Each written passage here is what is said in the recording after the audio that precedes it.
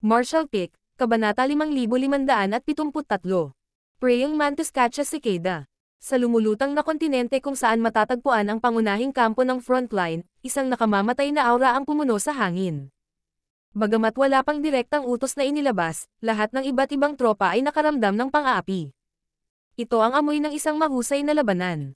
Matapos makipaglaban sa Black Ink Clan sa loob ng napakaraming taon, marami sa mga sundalo ng human race ang may matalas na pangunawa sa pagsiklab ng digmaan. Maraming beses, mayroon silang sariling mga paghuhusga tungkol sa pagdating ng digmaan. Sa lumulutang na kontinente sa frontline, ang hukbo ng human race ay naghahanda para sa digmaan.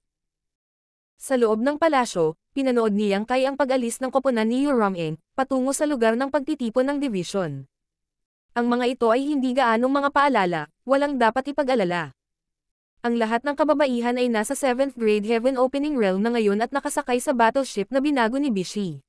Sa mga tuntunin ng kaligtasan, mas mataas sila kaysa sa iba pang mga sundalo ng human race. Sa pagsalakay ng mga dayuhang kaaway, ang bawat human race ay nag-aambag ng kanilang lakas, kaya kahit na si Yu-Ram-eng at ang iba pa ay kanyang pamilya, hindi sila makakatakas ng hindi nasaktan. Lalo na ngayong siya ang army commander ng Mysterious Nether Army, kailangan niyang magpakita ng halimbawa. Pinagmamasdan ang mga figure ni Yu-Ram-eng at ng iba pa na unti-unting nawawala sa malayo, ang figure ni Yang Kai ay kumikislap din at nawala sa kanyang orihinal na posisyon. Ang pangunahing puwersa ay ang Catalysta, kaya ang kanyang mga aksyon ay napakahalaga. Umaasa siya na sa pagkakataong ito ay makakabalik siya ng may buong ani. Sa kawalan, nagsimulang magtipon ang mga puwersa ng human race, kasama ang 7th grade Heaven Opening Realm Cultivators na nagpapatrolya pabalik-balik.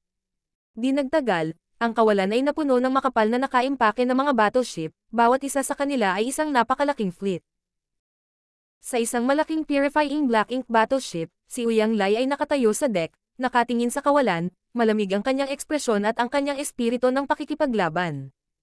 Habang nagpadala ng mensahe ang Central Army, itinuro ni Uyang Lai at sumigaw. Lumaban. Sa purifying black ink battleship, mayroong isang battle drum na espesyal niyang ginawa. Bilang nag-iisang alagad ni Uyang Lai, hinawakan ni Gang Lian ang isang drumstick at personal itong hinampes. Kahit na sa kawalan, nang bumagsak ang drumbeat, may sunod-sunod na nakakagulat na tunog, na nagpasigla sa espiritu ng hukbo. Umatake ang taliba. Mahilig makipaglaban si Uyang Lai, kaya halos sa tuwing lilipat ang Mysterious Nether Army, siya ang taliba. Sumunod nang malapit sa mga puwersa ng taliba, sunod-sunod na garrison ang nagsimulang gumalaw. Mula sa kaliwa at kanan, pinangunahan ni Kung Chengde ang Central Army. Ang orihinal na maingay na lumulutang na kontinente ay ganap na ngayong walang laman, na may iilan lamang na cultivator na hindi pamilyar sa larangan ng digmaan o hindi masyadong malakas ang nananatili upang magalok ng kanilang taos-pusong pagpapala sa hukbo. Nang lumipat ang hukbo ng human race, mabilis na napansin ng Black Ink Clan. Hindi ito maaaring makatulong. Sa pagkakataong ito, ang pangunahing puwersa ng frontline ng Mysterious Nether Army ay halos 400,000 sundalo. Kung isinama ang Small Stone Race, mayroong kahit 1,000,000 sa kanila. Sa napakalaking hukbo, hanggat hindi bulag ang Black Ink Clan, magagawa nilang tiktikan sila. Ang mga scout ng Black Ink Clan na naghahanap ng impormasyon ay lahat ay nagulat at mabilis na nagulat pabalik. Ang pangunahing kampo ng Black Ink Clan ay matatagpuan sa ibang lumulutang na kontinente mula sa frontline ng human race. Ang pangunahing kampo ng Black Ink Clan ay mayroong ilang universe worlds, ang isa sa mga ito ay orihinal na matatagpuan dito, habang ang iba pang universe worlds ay inilipat dito ng mga master ng Black Ink Clan. Kailangan ng Black Ink Clan ang Black Ink Nest, kaya ang mga universe world na ito ay kailangan. Ang mga universe world na ito ay mayroon na ngayong mas marami o mas kaunting Black Ink Nest, lalo na ang ilang mid-grade Black Ink Nest, na mas malaki pa kaysa sa iba pang Black Ink Nests. Sa kasalukuyan, lahat ng mga master na ito ng Black Ink Nest ay nagpapagaling ng kanilang mga sugat. Sunod-sunod na dumating ang katalinuhan mula sa mga frontline scout at hindi nagtagal ay dumating sa mga kamay ng Six Arms. Nang malaman niya na ang frontline na hukbo ng human race ay talagang dumating dito, halatang nabigla si Six Arms. Ito ay isang bagay na hindi pa nangyari noon. Sa panig ng Mysterious Nether Territory, mula nang magsimula siyang manguna, ang human race ay karaniwang nasa depensiba. Paminsan-minsan, umaatake sila, ngunit ito ang unang pagkakataon na naglunsad sila ng ganoong kalaking pag-atake. Ano ang gustong gawin ng human race? Hindi ito maaninag ng Six Arms, dahilan upang makaramdam siya ng kaunting depresyon. Sa katunayan, sa nakalipas na 2 taon, ang Six Arms ay nakakaramdam ng pagkadismaya dahil sa taong Siang Kai na iyon. Dahil sa taong ito, 11 territory lords sa panig ng Mysterious Nether Territory ay namatay na, ngunit ang susi ay kasama ang taong ito, ang mga master ng Black Ink Clan ay hindi maglalakas loob na kumilos ng padalos-dalos. Noong nakaraan, ang Black Ink Clan ay gumawa ng ganap na inisyatiba na lumaban at umatras ayon sa gusto nila, kaya't ang human race ay walang paraan upang harapin sila. Ang bilang ng mga territory lords ay mas malaki kaysa sa bilang ng mga 8th grade, ito ang tiwala ng Black Ink Clan. Pero ngayon, paano kung mayroong maraming territory lords? Si Six Arms ay hindi nang ahas na kumilos ng padalos-dalos, natatakot na si Yang Kai ay biglang tumalon mula sa kung saan. Maging ang Six Arms ay walang kumpiyansa na labanan ang gayong masamang pamamaraan. Kung siya ay hindi sinasadyang nahuli, ang pinakamagandang kaso ay ang matinding pinsala, at ang pinakamasamang kaso ay ang kamatayan. Dahil dito, isinumpa ng Six Arms si Mona Ye hanggang mamatay. Kung hindi dahil sa taong ito na nagpadala sa kanya ng maling impormasyon, na naging dahilan upang hindi niya maintindihan na si Yang Kai ay nakulong sa Yearning Territory, paano siya nawala ng 5 territory lords 2 taon na ang nakakaraan. Sa kabilang banda, ang sagot ni Mona Ye ay tiyak na nasa Yearning Territory si Yang Kai at hindi makakatakas. Ano ang naging resulta? Doon, ang milyon-milyong tropa at 9 na territory lords ay naghanap sa buong Yearning Territory, ngunit wala pa rin silang makitang bakas ni Yang Kai. Hindi alam kung kailan siya umalis sa Yearning Territory. Kung hindi dahil sa utos ng Royal Lord, mag-aaksaya pa rin si Mona Ye ng kanyang oras sa Yearning Territory. Sa pag-iisip nito, hindi na makapaghintay si Six Arms na balatan si Mona Ye ng buhay. Sa larangan ng digmaan, ang impormasyon ay masyadong mahalaga. Ang isang maling piraso ng impormasyon ay maaaring humantong sa pagkawasak ng 1 milyong sundalo at pagkamatay ng ilang territory lords. Habang iniisip niya ito, si Mona Ye ay sumugod sa bulwagan at nagsabi, "Sir Six Arms, ang hukbo ng human race ay sumalakay." Sa katunayan, nakakuha din siya ng ilang impormasyon. Si Six Arms ay malamig na tumingin sa kanya at sinabing, "Alam ko, ang pagkatalo ng Yearning Territory ay naging sanhi ng labis na pagkamuhi ni Mona Ye kay Yang Kai." Matapos kumpirmahin na umalis na si Yang Kai sa Yearning Territory, agad siyang nagpadala ng mensahe sa Royal Lord para humiling ng pahintulot na lumipat sa Mysterious Nether Territory at nangakong papatayin si Yang Kai para tabyusan ang sarili. Ang Territory Lord ng Mysterious Nether Territory ay nagdusa ng malaking pagkawala at kailangan na mapunan, kaya natural na pumayag ang Royal Lord. Dahil dito, pinangunahan ni Mona Ye ang iba pang mga territory lords at ilan sa mga hukbo ng Black Ink Clan sa Mysterious Nether Territory 1 taon na ang nakakaraan upang palitan ang kanilang mga puwersa. Sa nakalipas na taon, paulit-ulit na humiling si Mona Ye na lumaban, ngunit palagi siyang pinipigilan ng Six Arms, na naging sanhi ng hindi pagkakontento ni Mona Ye sa kanya. Gayunpaman, ang Six Arms ang namamahala sa Mysterious Nether Territory, kaya kahit hindi siya nasisiyahan, wala siyang magagawa. Ngayon, matapos malaman na ang hukbo ng human race ay aktwal na nagkusa sa pag-atake, si Mona Ye ay labis na nasasabik at nadama na sa wakas ay nagkaroon siya ng pagkakataong maghayganti. Tunay na makapangyarihan si Yang Kai, at kailangang aminin ni Mona Ye na 6 na territory lords mula sa Yearning Territory ang namatay dahil sa kanya, ngunit dahil dito ay itinuring niya si Yang Kai bilang ang pinakamalaking kaaway ng Black Ink Clan. Hanggat kaya niyang patayin si Yang Kai, walang dapat ikatakot ang ibang mga 8th grade master. Bukod dito, naramdaman niyang nakahanap na siya ng paraan para makitungo kay Yang Kai. Dahil ang hukbo ng human race ay umatake na, tiyak na lilito si Yang Kai. Magandang pagkakataon ito para patayin siya. Nasasabik na sabi ni Mona Ye. Si Six Arms ay malamig na sumangot. Ang lakas ng taong ito ay hindi kapanipaniwala, kakaiba ang kanyang mga galaw, at kakaiba ang kanyang mga pamamaraan. May kakayahan ka bang patayin siya? Umiling si Mona Ye. Ako lang ang hindi gagawa, kailangan ko ng tulong. Nagulat si Six Arms. Hindi siya nasisiyahan kay Mona Ye dahil sa huling pagkakataon na nakatanggap siya ng maling impormasyon, ang mga territory lord sa kanyang panig ay dumanas ng matinding pagkalugi. Gayunpaman, mula sa mga salita ni Mona Ye, tila handa siyang harapin si Yang Kai. Ito ay isang bagay na medyo masaya niyang marinig. Kung iisipin, itong si Mona Ye ay mas mayabang pa sa kanya. Kung ayaw niyang hugasan ang kanyang kahihiyan, bakit siya pupunta sa Mysterious Nether Territory para makinig sa kanyang mga utos? Sa kanyang lakas, higit na kaya niyang pangasiwaan ang isang teritoryo at pamunuan ang digmaan nito. Pagkatapos ng ilang sandali ng katahimikan, ibinaba ng Six Arms ang kanyang tono at nagtanong. Mayroon ka bang ideya? Sumagot si Monaye. May paraan, ngunit ito ay depende sa kung handa o hindi si Sir Six Arms na ibigay ito ng ilang laman. Pakinggan natin. Tanong ng Six Arms. Ang pinakamalaking problema sa Mysterious Nether Territory ay si Yang Kai. Kung talagang kaya nilang harapin siya, ito ay magiging isang beses at para sa lahat na solusyon. Sinabi ni Monaye. Sigurado akong alam ni Sir Six Arms na may kakaibang paraan si Yang Kai para harapin ang kaaway gamit ang kanyang soul. Napakalakas ng pamamaraang ito na kahit na ang mga innate territory lords na tulad natin ay mahihirapang bantayan ito. Sa pagkakataong ito, nagkusa na ang hukbo ng human race na umatake, kaya tiyak na magtatago siya at maghihintay ng pagkakataong mag-atake. Sa ganitong paraan, ang ating territory lords ay magiging magulo. Sa isang mahusay na labanan, kung mayroon silang gayong mga pag-aalinlangan, magiging mahirap para sa kanila na ipakita ang kanilang buong lakas. Tama iyan. Tumanggo si Six Arms. Nang makatanggap siya ng balita ngayon lang, ang pinakakinakabahan niya ay si Yang Kai.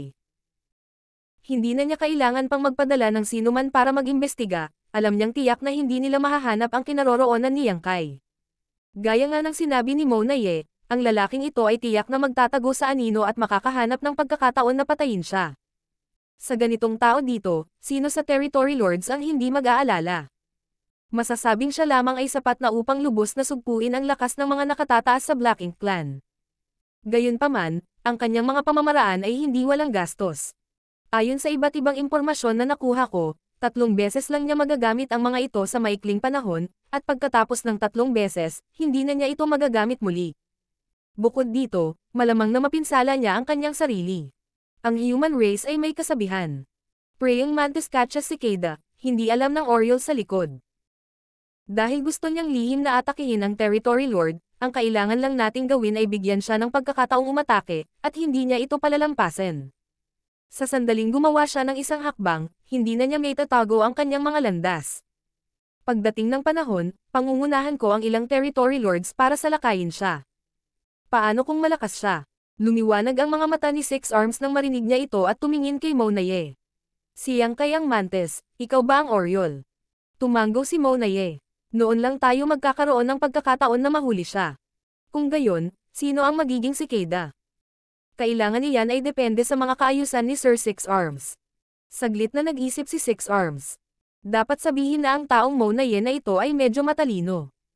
Isa talaga itong paraan para harapin si Yang Kai, ngunit kung talagang gagawin niya iyon, kailangan niyang maging handa sa pag-iisip para mawala ang Territory Lord. Kapag nagtagumpay si Yang Kai, malamang na mamatay ang Territory Lord na tina-target. Hindi katakataka na tinanong siya ni Monaye kung handa siyang magbigay ng laman. Ano ang dapat maging ayaw? Hanggat kaya nilang patayin si Yang Kai, ano ang kahalagahan ng pagkawala ng isang Territory Lord? Kailangang malaman ng isa na halos 20 Territory Lord ang namatay dahil sa lalaking ito. Kung magagamit niya ang buhay ng isang Territory Lord kapalit ng pagpuksa kay Yang Kai, si Six Arms ay lubos na handa. Tila nakikita sa kanyang mga iniisip, nagpatuloy si Monaye. Sir Six Arms, hindi sapat ang isang cicada para kumilos bilang Pain. Martial Pick, Kabanata 5574. Nagpapasimula ng pag-atake. Nagtanong si Six Arms. Ilan ang gusto mo? Sinabi ni Monaye. Dahil maaaring kumilos si Yang Kai ng 3 beses, hindi bababa sa 3 ang kailangan. Mas maganda kung 5. Hindi napigilan ng Six Arms na sumimangot habang nag-aalangan na nagtanong. Gusto mo yan? Dahan-daang umiling si Monaye at sinabing, Sir, sa nakikita ko, ang mga kilos ni Yang Kai ay tila matapang at walang ingat, ngunit sa totoo lang, siya ay lubhang maingat. Kung wala siyang ganap na kumpiyansa, hindi siya kikilos ng padalos-dalos. Higit pa rito, siya na ngayon ang Army Commander ng Mysterious Nether Army, kaya mas magiging maingat na lang ang kanyang mga kilos kaysa dati. Kung iisa lang ang Pain, kahit ang tanga ay nakikita na may problema, kaya paano natin siya hahayaan na kumuha ng Pain? Kailangan nating alisin ang kanyang mga pagdududa. Siyempre, hindi naman pwedeng marami, kung marami, hindi magiging effective bilang Pain. Saglit na nag-isip si Six Arms. Bagamat medyo may hinanakit siya kay Monaye, kailangan niyang aminin na may katuturan ang mga salita ng taong ito. Nang makita siyang nag-aalangan, sinabi ni Monaye, Sir, itong Yang Kai ay may ganoong lakas kahit na sa 8th grade Heaven Opening Realm. Naisip na ba ni Sir kung ano ang mangyayari kung makakapasok siya sa 9th grade balang araw?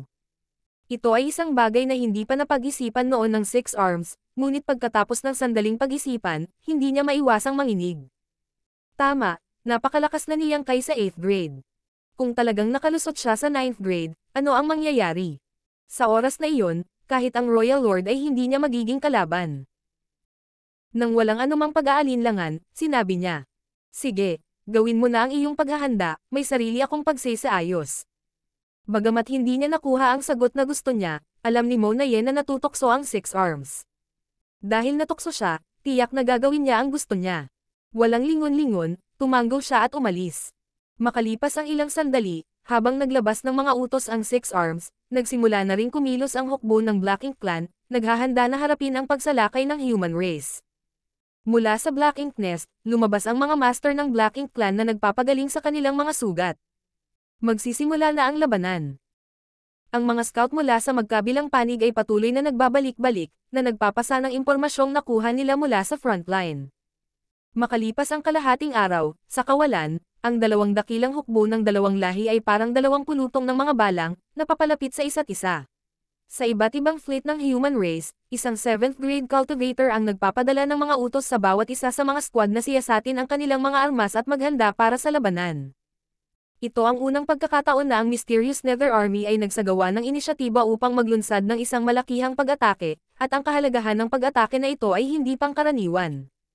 Tumaas ang moral ng iba't ibang tropa at tumaas ang kanilang hangarin sa pagpatay.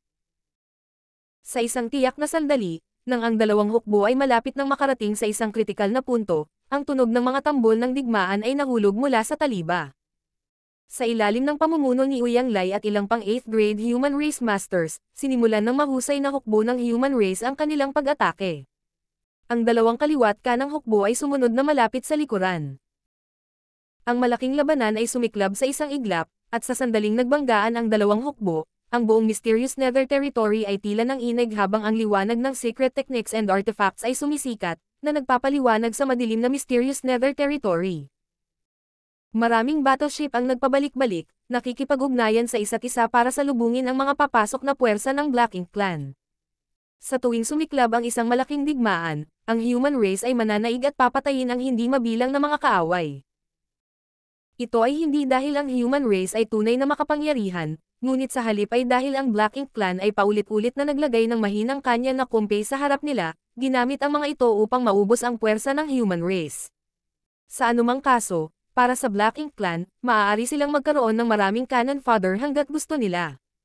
Hanggat mayroon pa silang Black Ink Nest at mga mapagkukunan, gaano man karami sa kanila ang namatay, maaari silang mapunan muli. Ang human race, sa kabilang banda, ay iba. Bagamat ang kasalukuyang lakas ng human race ay hindi maikukumpara sa mga elite ng Black Ink Battlefield, mas malakas pa rin sila kaysa sa cannon fodder ng Black Ink Clan, hindi pa banggitin na ang human race ay may battleship na tutulong sa kanila. Sa wala pang 2 oras, ang karamihan sa kanya na kumpay ng Black Ink Clan na nag-charge pasulong ay namatay, at ang pangunahing puwersa ng hukbo ng Black Ink Clan ay dumating kaagad pagkatapos. Lahat sila ay mga Black Ink Clan cultivator ng isang tiyak na ranggo, at kahit na sila ay isang low-grade Black Ink Clan lamang, sila ay katumbas ng isang low-grade Heaven Opening Realm ng human race. Ang mga nasawi sa Black Ink Clan ay patuloy na dumami, ngunit ang opensiba ng human race ay nabawasan din ng malaki. Pagkatapos ng lahat, sa mga tuntunin ng mga numero, ang human race ay mas mababa. Si Six Arms na nagbabantay sa likuran ay hindi nakakaintindi sa pagpili ng human race, ni hindi nila alam kung saan nanggaling ang tiwala ng human race. Kahit na makapatay sila ng ilang walang kwentang cannon fodder, hindi pa rin nila magagawang labanan ang pangunahing puwersa ng Black Ink Clan. Sa hitsura nito, ang mga pagkalugi ng Black Ink Clan ay hindi maliit, ngunit ang mga pagkalugi na ito ay kakayanin pa rin.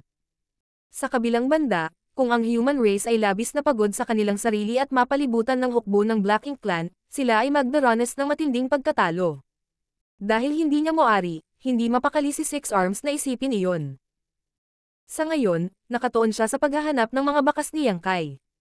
Gaya ng inaasahan, si Yang Kai ay wala kahit saan, nagtatago sa isang lugar at naghihintay ng pagkakataong mag-strike. Ang mga mata ng Six Arms ay lumipad sa larangan ng digmaan, sinasadya o hindi sinasadya. Ang mga lugar na iyon ay ang pain na inayos niya. Kung talagang gustong kumilos ni Yang Kai, tiyak na target niya ang mga territory lords na ito. Si Mona Ye ay wala kahit saan. Kung hindi magpapakita si Yang Kai, tiyak na hindi magpapakita ang taong ito. Kumunat ang noo ni Six Arms at tumingin sa likod niya. Sa likod niya ay ang pangunahing kampo ng Black Ink Clan. Maraming Black Ink nests, na maaaring ituring na pundasyon ng Black Ink Clan ng Mysterious Nether Territory. Napunta kaya si Yang Kai sa pangunahing kampo. Medyo naghinala siya, pero kahit na pumunta talaga siya sa main camp, baliwala lang. Mayroong halos 10 territory lords na nagbabantay sa kampo, kaya hindi makakamit ni Yang Kai ang anumang kalamangan. Ang bilang ng territory lords ay higit na marami kaysa sa bilang ng mga masters ng 8th grade human race, kaya naman gumawa siya ng ganoong pag-aayos. Matindi ang labanan sa simula pa lang, at ang hukbo ng human race ay tila nabaliw nang ibuhos nila ang lahat ng kanilang lakas ng walang pag-aalinlangan, na para bang gusto nilang ilabas ang lahat ng sama ng loob na naipon nila sa paglipas ng mga taon. Gayunpaman, sa lalong madaling panahon pagkatapos, sa counterattack ng Black Ink Clan main force, natigil ang opensiba ng human race at mabilis silang nahulog sa isang hindi magandang posisyon. Hindi pa rin nagpakita si Yang Kai, tila medyo kalmado. Habang iniisip ito ng Six Arms, isang maliit na liwanag na parang araw ang sumabog mula sa larangan ng digmaan. Ang pagsabog ng maliit na araw na ito ay tila isang hudyat, at hindi nagtagal, mula sa buong larangan ng digmaan, sunod-sunod na sumisikat ang maliliit na araw, na nagpapaliwanag sa buong mundo. Kahit na may malaking distansya sa pagitan nila, ang mga alon ng purong liwanag ay nakakaramdam pa rin ng labis na hindi komportable sa Six Arms. Nakita na noon ng Six Arms ang liwanag na ito at alam niyang ito ang kapangyarihan ng ilang artifact. Sa digmaan 2 taon na ang nakararaan, ginamit ng human race ang artifact na ito. Hindi alam ng 6 na Amers kung ano ang tawag sa artifact na ito, ngunit pagkatapos ng labanan, ang mga nakaligtas na master ng Black Ink Clan ay nagulat na ito ay isang kapangyarihan na may matinding epekto sa pagpigil sa Black Ink strength. Sa ilalim ng takip ng liwanag na ito, ang kapangyarihan ng Black Ink Clan ay talagang natunaw.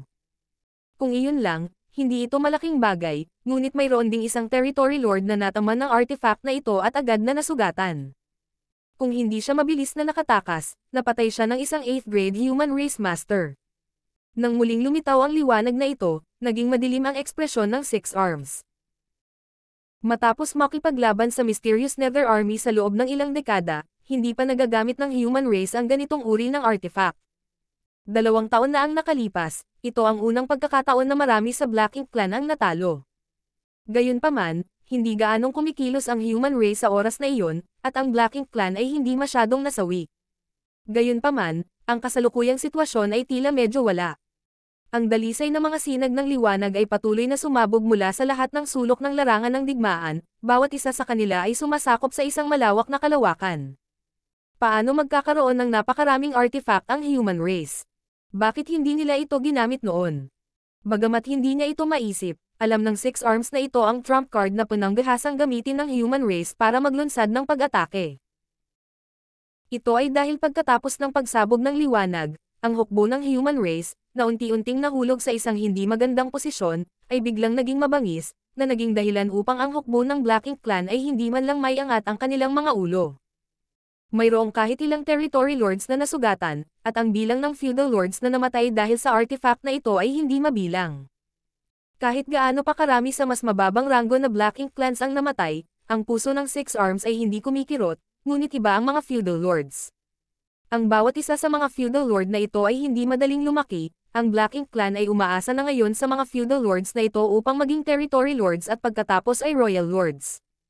Kung sila ay namatay, ang hinaharap ng Black Ink Clan ay magiging madilim. Sa kabutihang palad, mabilis na pinatatag ng Black Ink Clan ang sitwasyon. Pagkatapos ng maikling panahon ng pagkasindik at pagkawala, pinatatag ng hukbo ng Black Ink Clan ang kanilang pagbuo. Hindi nila hinanggad na patayin ang kalaban, ngunit protektahan ang kanilang sarili. Sa loob ng ilang panahon, ang sitwasyon sa larangan ng digmaan ay halos hindi na panatili ang balanse. Sa mga tuntunin ng mga numero, ang Black Ink Clan ay may ganap na kalamangan, ngunit sa Evil Purging Divine Spear, ang human race ay hindi naging dahado sa maikling panahon. Gayunpaman, ang Evil Purging Divine Spear ay tuluyang maubos. Kapag ang Evil Purging Divine Spear ay naubos na at ang human race ay hindi pa rin umatras, ang naghihintay sa human race ay isang walang awa na pagpatay. Sa isang lugar sa larangan ng digmaan, nakipaglaban si Uyang Lai sa isang madugong labanan. Mula nang sumiklab ang malaking labanan, lumalaban siya ng isa laban sa dalawa, at ito ay naging isang mahirap na labanan. Sa kabutihang palad, maraming beses na niyang na-encounter ang ganitong sitwasyon, kaya kahit na nahulog siya sa isang hindi magandang posisyon, ang kanyang buhay ay hindi nasa panganib sa maikling panahon. Bukod pa riyan, alam din ni Uyang Lai na hindi ginamit ng kanyang dalawang kalaban ang kanilang buong lakas sa pagkakataong ito at halatang nagbabantay sa isang bagay. Tungkol dito, alam na alam ni Uyang Lai na ang mga taong ito ay talagang nagbabantay laban sa biglaang pag-atake ni Yang Kai. Kahit na ito ay magpapahirap sa palihim na pag-atake ni Yang Kai, ang kanyang sitwasyon ay mas mabuti. Sayang lang, binalak niyang tulungan siya ni Yang Kai ng patago at pumatay ng Territory Lord para magpakitang gilas, pero sa itsura nito, malabong mangyari. Sa dalawang Territory Lords sa kanyang panig, kahit na gusto ni Yang Kai na kumilos, hindi ito ang pinakamahusay na pagpipilian. Sa kawalan, sa loob ng isang Black Ink Cloud, si Mona Ye at ang iba pang apat na Territory Lords ay nagtago ng kanilang mga sarili, itinago ang kanilang mga aura at pinagmamasdan ang larangan ng digmaan. Ang ganitong uri ng itim na ulap ng tinte ay nasa lahat ng dako sa larangan ng digmaan. Ang human race ay hindi madaling pumasok dito upang mag-imbestiga, kaya pinakamahusay na itago ang kanilang sarili at huwag mag-alala tungkol sa paglalantad ng kanilang sarili. Sa pamamagitan ng itim na tinte na ulap, ang matalim na mga mata ni Mona Ye ay nagmamasid sa kanyang paligid. Natitiyak niyang si Yang Kai ay nagtatago sa isang lugar, naghihintay ng pagkakataong umatake. Marahil, si Yang Kai ay nagtatago din sa isang Black Ink Cloud. Tumingin si Mona Ye sa mga Black Ink Cloud at biglang bumulong. Ikaw, kung mangangahas kang tumakas muli, hindi kita patatawarin. Sa tabi niya, namumula ang mukha ni Mogang habang bumubulong. Huwag kang mag-alala, gusto ko rin siyang patayin. Kung maglakas loob siyang magpakita ng mukha, tiyak na mamamatay siya. Tiningnan siya ni Mona Ye ng malamig at ngumuso. Mabuti. Noong huling pagkakataon sa Yearning Territory, ang taong ito ay natakot kay Yang Kai. Kung hindi dahil sa kaduwagan ni Mogang, hindi siya maghihirap ngayon. Martial Pick, Kabanata 5575. Dilaw na mura pagkatapos. Sa pagkakataong ito, tinambangan ng 5 Territory Lords si Yang Kai. Hanggat naglakas loob si Yang Kai na magpakita ng sarili, tiwala si Mona Ye na mananatili siya rito. Habang nag-uusap sila, biglang lumabas ang isang pagbabago ng soul power mula sa isang tiyak na lugar sa larangan ng digmaan. Sa ganitong magulong larangan ng digmaan, maraming pagbabago sa enerhiya ang nag-iiba-iba. Kung ang isa ay hindi sinasadyang mag-imbestiga, magiging mahirap na tuklasin ang gayong mga pagbabago. Gayunpaman, patuloy na binabantayan ni Mona Ye ang paligid, kaya paano niya palalampasan ang pagkakataong ito? Ang kanyang mga mata ay kumislap ng maliwanag, si Yang Kai ay kumilos na. Ang pagbabago-bago ng soul power na ito ay sobrang pamilyar.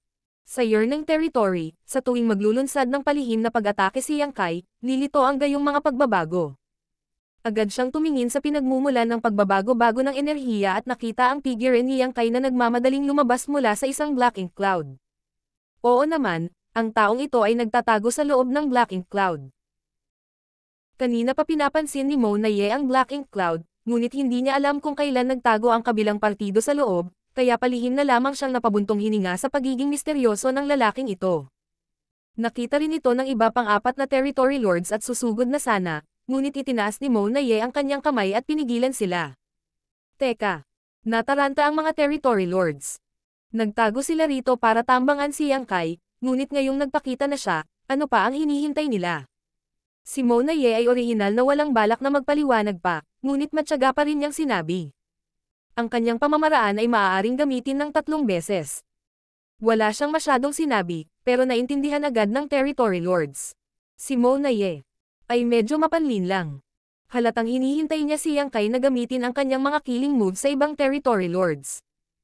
Pagkatapos niyang gamitin ang kanyang trump card, siya ay magiging isang ordinaryong 8th grade human race, kaya ano ang dapat ikatakot kapag nagsanib puwersa ang 5 Territory Lords? Sa kabilang banda, ang isa sa mga Territory Lord ay nag-alinlangan sandali bago nagtanong. Kung hindi tayo kikilos ngayon, hindi ba tayo mahihirapang ipaliwanag ito kay Sir Six Arms? Kung namatay ang isang Territory Lord dahil dito, siguradong sisisihin sila ng Six Arms. Bahagyang sinabi ni Mona Ye. Ang pagpatay kay Yang Kai ay ang pinakamagandang paliwanag. Nagkatinginan ng territory lords sa isa't isa ng may pagtataka, medyo nanlamig ang kanilang mga puso. Tila ang pagkawala ng Yearning territory noong nakaraan ay naging dahilan ng pagkabaliw ni Mona Ye. Upang mapatay si Yang Kai, handa siyang magsakripisyo ng ilang territory lords. Bagamat ang paggawa nito ay medyo hindi etikal, lubos nitong magagarantiya ang kanilang sariling kaligtasan. Pagkatapos ng lahat, hindi sila handa na madaling harapin si Yang Kai, na may malakas na hakbang sa pagpatay, kaya walang sino man ang tumutol. Sa pagtingin, ang buhay at kamatayan sa larangan ng digmaan ay napagpasyahan na, at ang tunog ng pagkamatay ng isang territory lord ay maririnig. Ang kalaban ng territory lord ay walang iba kundi si Chen Yuan. Nang maramdaman niya ang banayad na pagbabago-bago ng soul power, alam ni Chen Yuan na si Yang Kai ay gumawa ng kanyang hakbang. Sa kanyang karanasan mula sa 2 taon na ang nakararaan, paano magdadalawang isip si Chen Yuan? Agad niyang ginamit ang kanyang killer move at pinatay ang 3,000 sword lights patungo sa territory lord. 2 taon na ang nakararaan, si Yang Kai ay lihim na kumilos at si Chen Yuan ay nakapatay ng isang territory lord sa isang atake ng espada. Masasabing naging maayos ang lahat.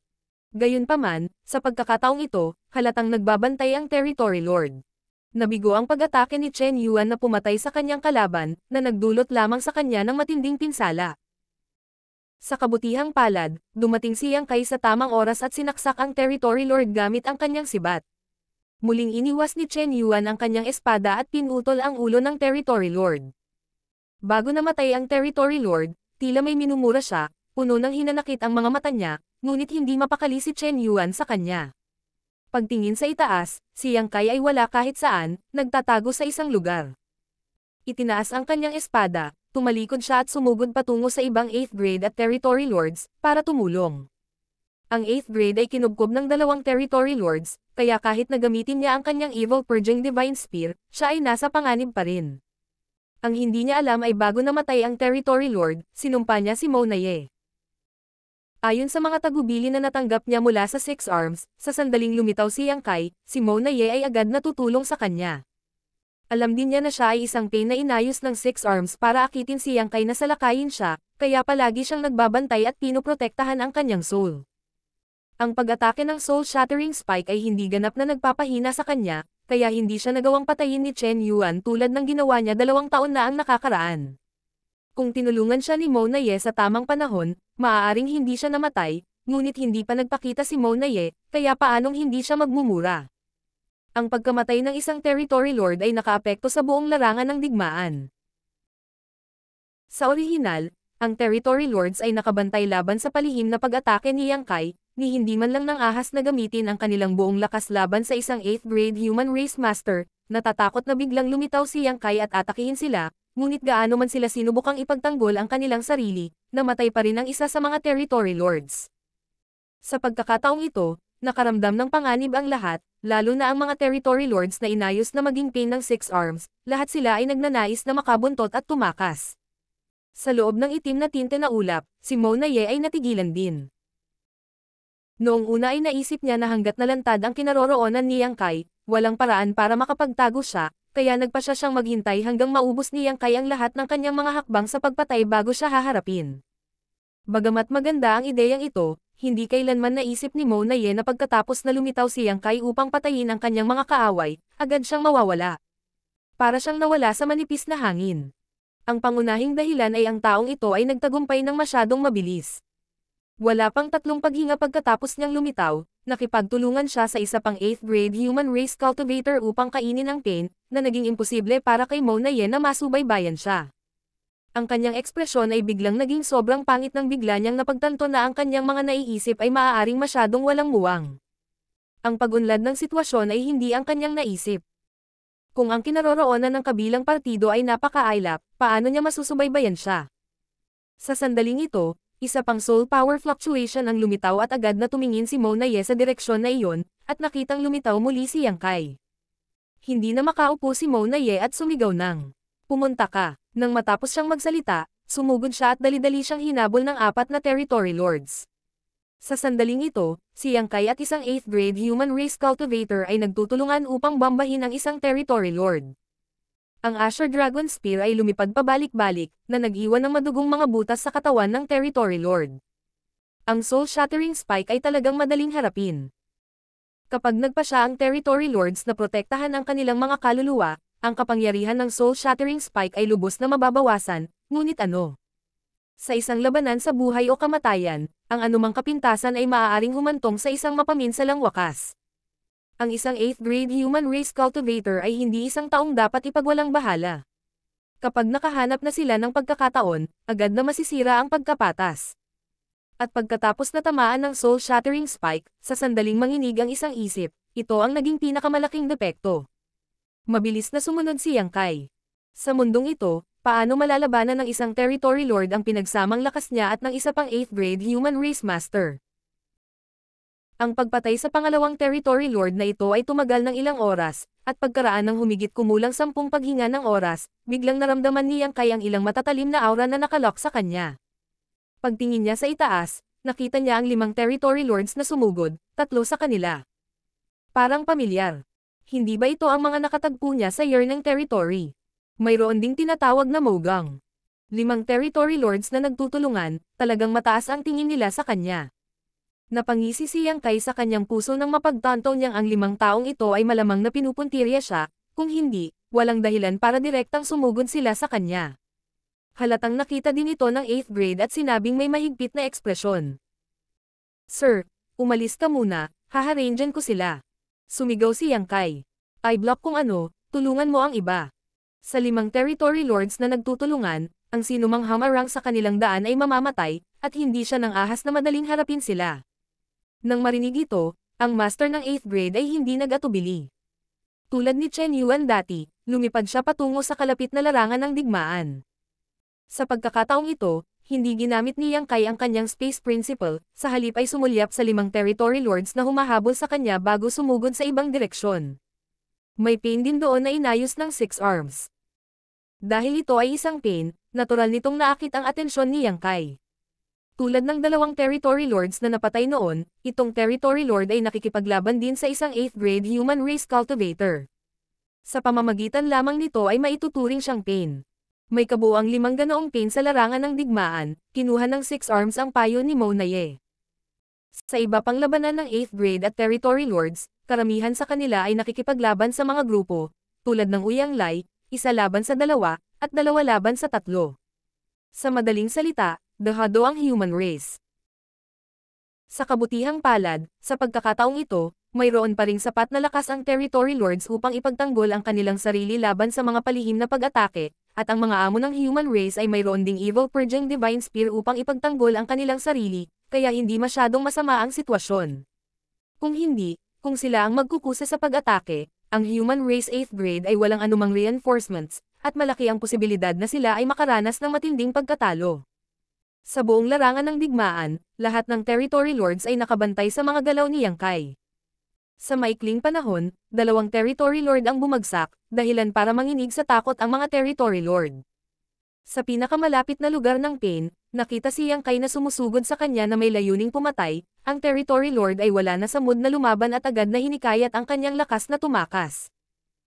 Bagamat ang 8th grade master ng human race ay nagsisikap na pigilan siya, hindi nila siya napigilan. Makapangyarihan ang innate Territory Lord sa simula, kaya kung gusto nilang tumakas, walang paraan ng master ng 8th grade human race para pigilan sila. Nang makitang ang Territory Lord ay nag-transform sa isang itim na tinte na ulap at aalis na sana, si Yang Kai ay umabant at nag-activate ng kanyang Space Principle, na naging sanhi ng pagkawala ng laman habang pinaputukan niya ang kanyang soul-shattering spike. Ang itim na tinte na ulap na malapit nang umalis sa larangan ng digmaan ay huminto saglit bago biglang lumiit, inihayag ang figure ng Territory Lord. Gayunpaman, sa sandaling ito, ang mukha ng Territory Lord ay napuno ng sakit habang siya ay sumisigaw sa sakit. Ang tindi ng boses niya na kahit ang 8th grade na nakikipaglaban sa kanya ay nakaramdam ng paninikip ng kanyang puso. Sa katunayan, ang paraan ni Yang Kai sa paggamit ng soul-shattering spike upang pumatay ng isang kaaway ay hindi lihim sa mga nakatataas ng mysterious Nether Army. Pagkatapos ng lahat, alam ni Uyang Lai ang tungkol sa soul-shattering spike.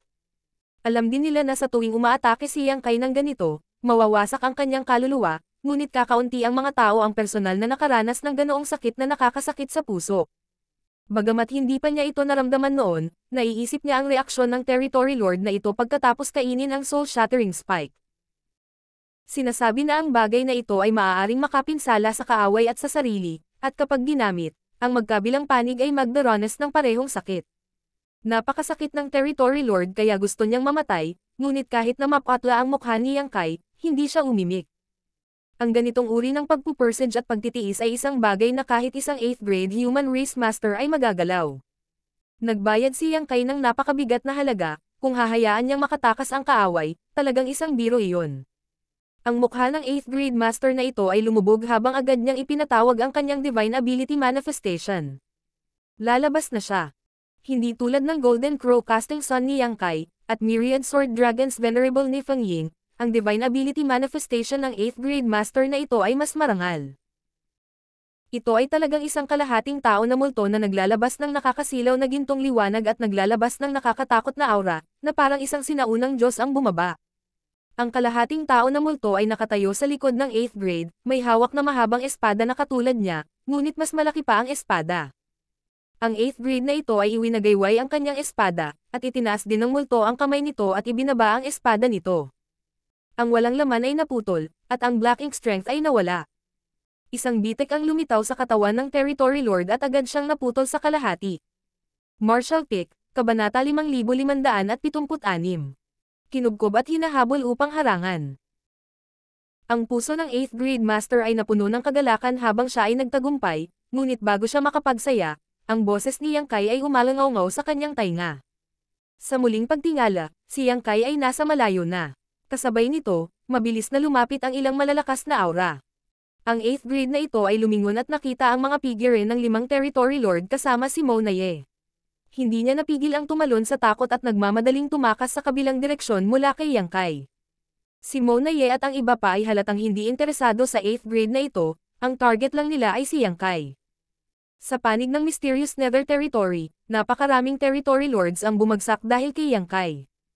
Kung ang taong ito ay hindi namatay, aling Territory Lord ang magiging komportable?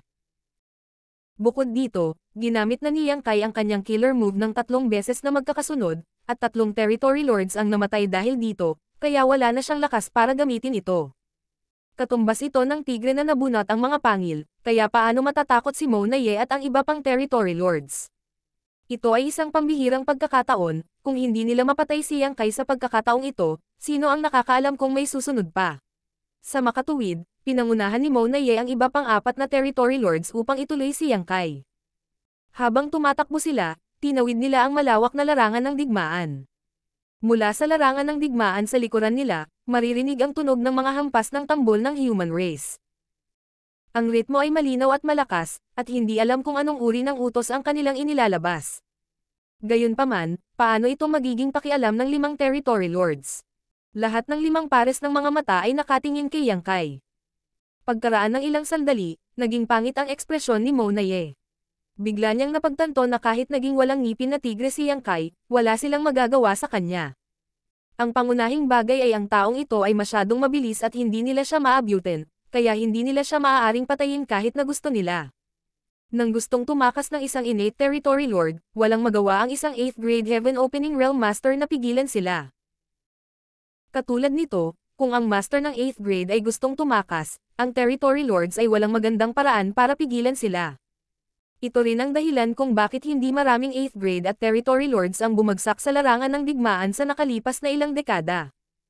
Kung hindi masyadong masama ang sitwasyon, walang lalaban hanggang kamatayan. 2 taon na ang nakalilipas, 2 master ng 8th grade human race ang namatay sa labanan, higit sa lahat dahil malapit nang bumagsak ang Mysterious Nether Territory at wala silang pagpipilian kundi ang lumaban hanggang kamatayan. Kung hindi sila nakipaglaban hanggang sa kamatayan, ang mga nasawi sa mga sundalo ng human race ay mas malaki pa, at malamang na nasa panganib ang Mysterious Nether Territory. Sa ngayon, si Mo Naye ay nahulog sa ganoong awkward na sitwasyon.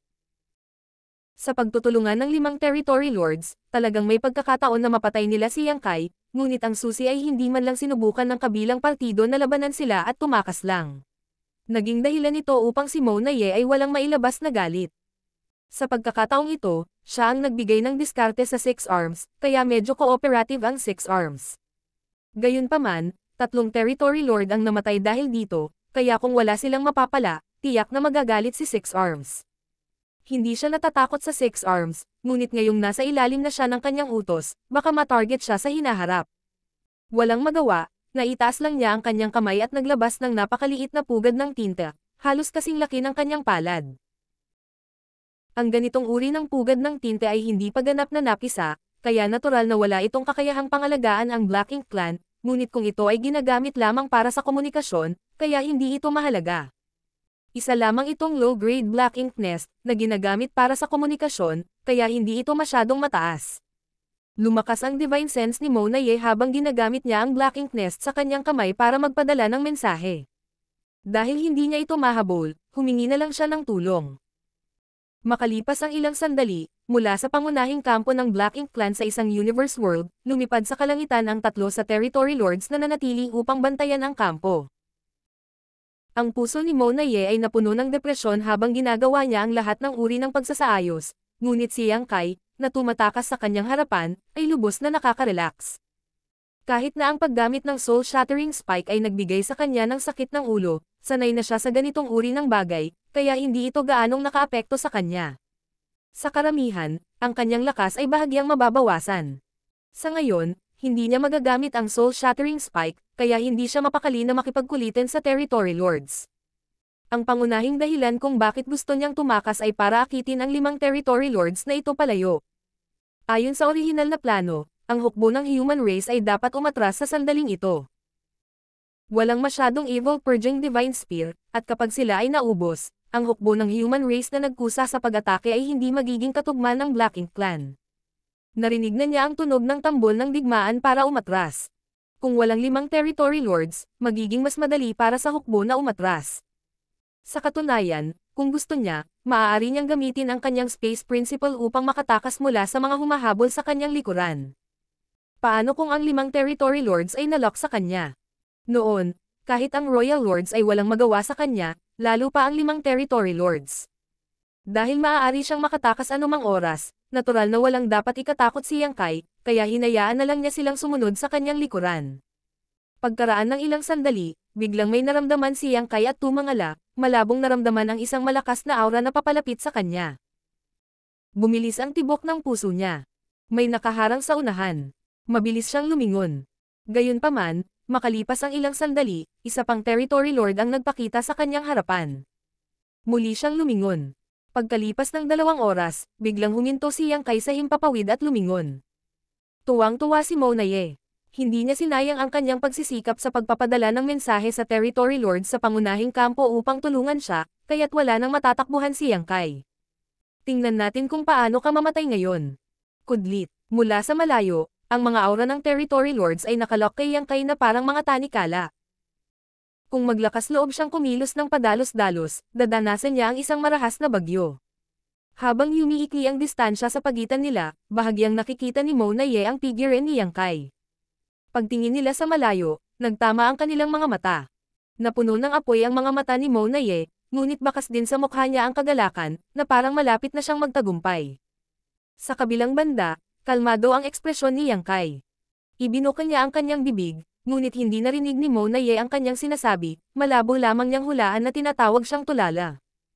Kaagad, nakita niyang itinaas ni Yang Kai ang kanyang mga kamay at nagsimulang damaloy ang dilaw at asol na liwanag. Biglang nakaramdam ng masamang pakiramdam si Mona Ye at sumigaw. Patayin siya.